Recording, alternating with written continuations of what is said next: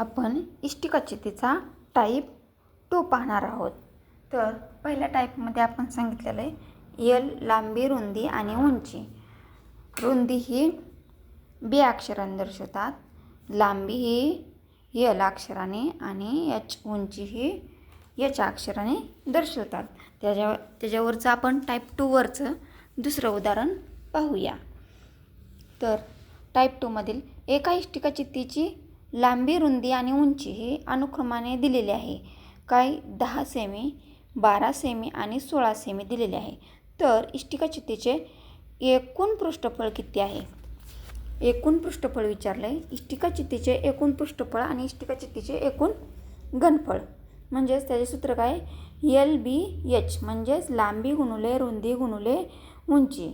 त्याच्यामध्ये गुणाकाराचं चिन्ह असतं। LBH मध्ये गुणाकाराचं चिन्ह दिलेलं असतं। तर लांबी काय दिलेली आहे आपल्याला? 10। रुंदी काय दिलेली आहे आपल्याला? रुंदी दिलेली आहे 12 आणि उंची दिलेली आहे 16। 10, 12 आणि 16 मग 10 गुणिले 12 गुणिले 16। तर ह्याचा जर गुणाकार केला तर 10 गुणिले 12 ह्याचं येते 120 आणि गुणिले 16 म्हणजे 16 शून्य 0, 16 दुने 32, 16 दुने 32 2, हातचे आले 3, 16 1 16, 17 18 19 म्हणजेच 1920 घन सेमी।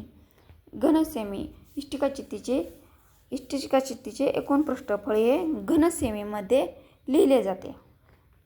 तर आपण आणखीन एक उदाहरण आपल्या ह्याच्यासाठी आपल्या सोडवण्यासाठी किंवा आपल्याला सरावासाठी मी देत आहे पुढच्या उदाहरणामध्ये, पुढच्या व्हिडिओमध्ये।